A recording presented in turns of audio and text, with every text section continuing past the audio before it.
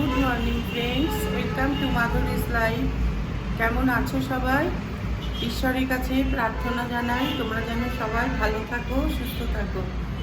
এখন বাজে 8:30। এখন থেকে আমি আমার ব্লগটা শুরু করলাম। এখন আমি যাচ্ছি একটু বাজারে মাছ আনতে, আর আমার হাজব্যান্ড যাবে ডাক্তারখানায়। তার জন্য আমি যাচ্ছি বাজারটা করে আনতে। আর ছেলেরও খুব শরীর খারাপ, মানে পেট খারাপ আর কি। তার জন্য একটু কাঁচকলা আনবো, একটু শুক্তো করার ইচ্ছে আছে। দেখি আর কি বাজার করি। তো তোমরা আমার সাথে থাকো, দেখতে থাকো। বাজার করে চলে এলাম। আগের দিন এই ডাবটা কিনেছিলাম বাসন রাখার জন্য, এখানে নেই, কলকাতার মতো পছন্দ মতন পাই না। আর আজকে এইটা নিয়ে আসলাম কিনে, 200 করে নিয়েছে ডাবগুলো। এর মধ্যে এই যে দেখো চারদিকে সব ছড়িয়ে রয়েছে কৌটোগুলো, একটা এসের বাসনের মধ্যে সব রাখবো, ওই জন্য এটা কিনে আনলাম। আর মাছ এনেছি কালকে, সাবু, কলা, একটা দড়ি, ওই যে ওপর থেকে ঝুলিয়ে দেবো, নাহলে এই 4তলা থেকে নামতে খুব কষ্ট হয়। এই মাছ আনলাম, ভোলা মাছ, অনেকদিন খাই না, আজকে দেখলাম মাছের দোকানে আছে তাই নিয়ে আসলাম। আর এদিকে আনলাম পাবদা মাছ, পাবদা মাছটা ভেজে রেখে দেব, আর ভোলা মাছটা আজকে করে নেব। আর এই গন্ধের লেবু পেলাম, এই একটা লেবু নিল 15 টাকা, আর দুটো মাছ নিল 400 টাকা। আর আনলাম চামচ, এই চামচগুলো বলছে এক একটা 30 টাকা করে, বোঝো অবস্থা। 20 টাকা করে আনলাম। আর এই হচ্ছে কলা, কিন্তু আমি তো এই কলা লাগে না পুজোয়, কিন্তু যা পেয়েছি এখানে তো আর পাচ্ছি না। ওখানে যেমন কাঁঠালি কলা কিনি পুজোয়, কিন্তু এখানে পাইনি। এই সিঙ্গাপুরি কলাই পেয়েছি, সিঙ্গাপুরি কলাই পেয়েছি, সেটাই নিয়ে আসলাম। আর আনলাম এই ঢাকা দেওয়ার জন্য এই থালা, আর এই দড়িটা আনলাম, এটা নিল 50 টাকা। আর এই সাবুন নিল, প্যাকেট শুদ্ধ বিক্রি হচ্ছে, লুজ সাবুন নেই, এই সাবুন নিল 70 টাকা। থালাটা কত নিল ভুলে গেছি, 40 টাকা বোধ হয় থালাটা। এই হচ্ছে বাজার। ওইটা টেনে আনতেই তো সবার শেষে কিনেছি, তাও এতটা উঁচুতে উঠতে হয় তো সিঁড়ি দিয়ে, কষ্ট খুব। ঠিক আছে চলো, এখন আমি জামা কাপড় চেঞ্জ করে আমি রান্না করতে ঢুকবো। আজকে ডাল করব, মুসুরির ডাল করব, লেবুটা এনেছি তো, গন্ধের লেবুটা দিয়ে খাবো। আর মাছ করব, আর কি করব, আলু ঢেঁড়স ভাজা করব। এইভাবে আজকের রান্না। আর পাবদা মাছগুলো ভেজে রেখে দেব, কাল তো আমার উপোস, কালকে ওদেরই 2 বেলার হয়ে যাবে। ঠিক আছে রাখি, এখন হাত পা ধুতে যাব। আলু ঢেঁড়সটা কেটে নিয়ে ভেজে নিচ্ছি, দেখো।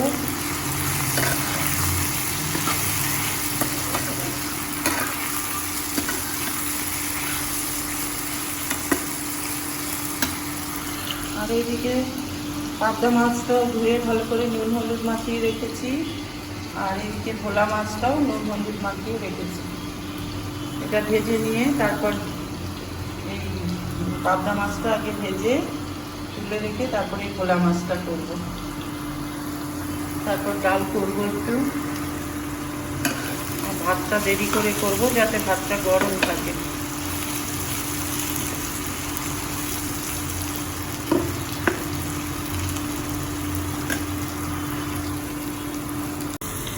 আলু ঢেঁড়সটা ভেজে তুলে নিয়েছি, আর এদিকে পাবদা মাছগুলো ভেজে নিয়েছি। এখন এই ভোলা মাছটা ভাজছি।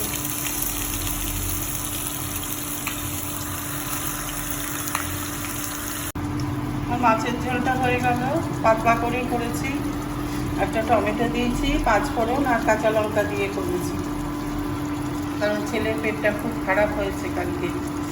তো কাঁচকলার খোঁজে অনেক দূর হেঁটে গেছি, কোথাও কাঁচকলা পেলাম না। প্রথমে তো বুঝতেই পারছে না কি, তারপরে আমি বোঝালাম, ওদের ভাষায় না বললে ওরা বোঝে না একদমই, দোকানদারেরা। অনেকে হিন্দিটা বুঝতে পারছে, যাই হোক বুঝেছে, বললো যে না নেই, ওই একটা দোকানেই পাওয়া যায়। কাঁচকলা দিতে পারলাম না ছেলেকে।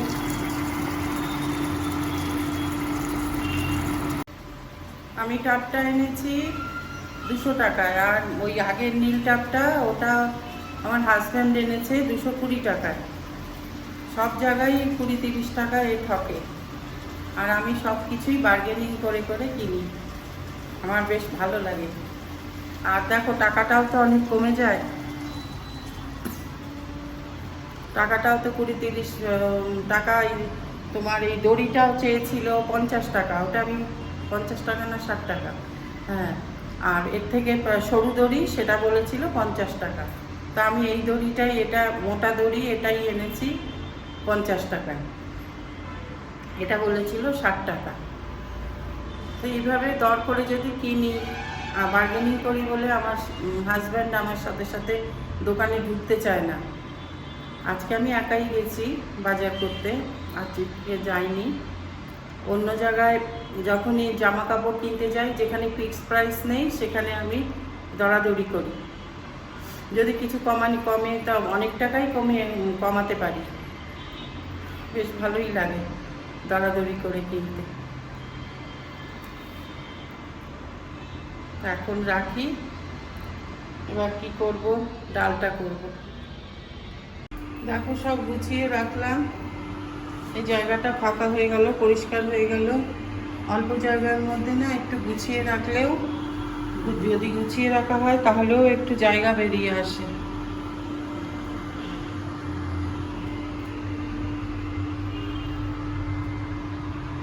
এখানে চায়ের বাসনগুলো রেখেছি, আর এখানে মাজা বাসনগুলো থাকবে। এই জায়গাটা কিরকম হয়েছিল, এখন ভালো লাগছে, মানে খানিকটা জায়গা বেরিয়েছে। বাড়ির মতন তো আর করা যাবে না, স্ল্যাবটা খুবই ছোট, তার মধ্যে একটা গামলা সব ঢুকিয়ে দিয়েছি বলে এই জায়গাটা পরিষ্কার হয়ে গেছে। ভাতটা বসিয়ে দিলাম, আর এদিকে দেখো ডালটা হয়ে গেছে, সব রান্নাই কমপ্লিট হয়ে গেল। এখন আবার ঘর ঝাড় দেবো, তার কারণ হচ্ছে ও আসেনি কাজে। এইটা জল ভরার, এটা একটু ধুয়ে রাখবো, নামিয়ে রেখেছি। ঠিক আছে, আমি কাজ সারি গিয়ে।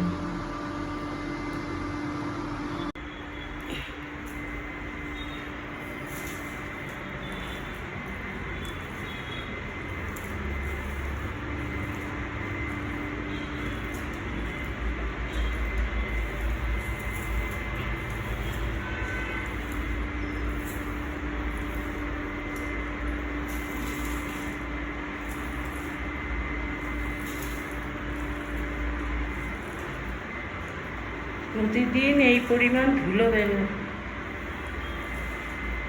রাস্তার ধারে ঘর বলে দরজাটা সবসময় বন্ধ রাখি, তাও কোথার থেকে এত ধুলো চলে আসে।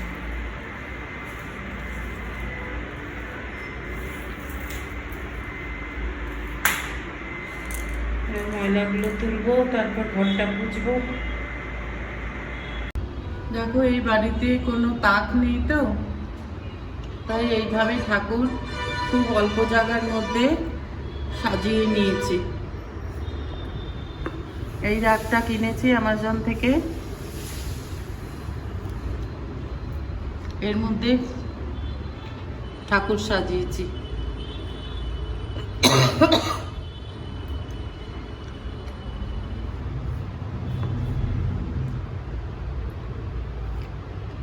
ওইভাবে নিচের তাকে একটু গোবিন্দভোগ চাল, ঠাকুরের মিশ্রি, ধূপকাঠি এইসব রেখেছি, ঠাকুরের জামা,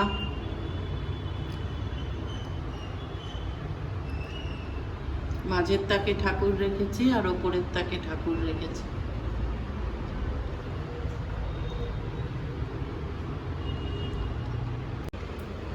আমাজন থেকে একটা তোমার কামিজ আর এই অর্ডার দিয়েছিলাম, কত বড় বাক্স এসছে দেখো। এখন খুলে দেখি কি এসছে।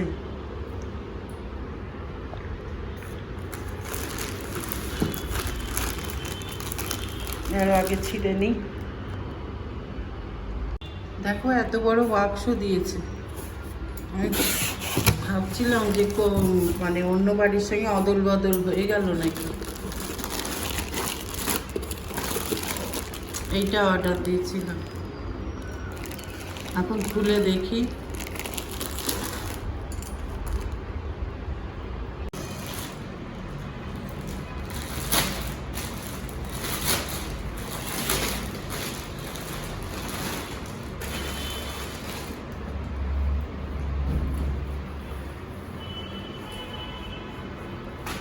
এই যে দেখো, এইরকম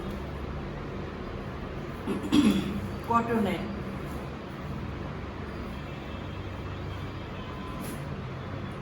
আর এর সঙ্গে এই যে পাটা।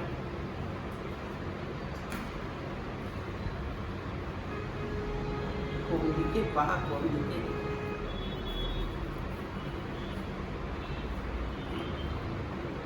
পালাজো পা, আর এই জামা। এই দুটো নিয়েছে 600 টাকা, পিওর কটনের।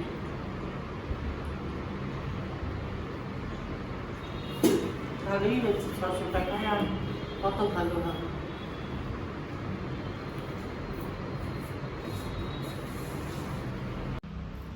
আজকের ব্লগটা আমি এখানেই শেষ করছি। যদি ব্লগটা কিছু ভালো লেগে থাকে তাহলে প্লিজ একটা লাইক দিও, শেয়ার করো, আর যারা নতুন চ্যানেলটাকে সাবস্ক্রাইব করে দিও। তোমরা ভালো থেকো, সুস্থ থেকো। কাল আবার নতুন একটা ব্লগ নিয়ে তোমাদের সামনে আসবো। আজ তাহলে আসি, টাটা।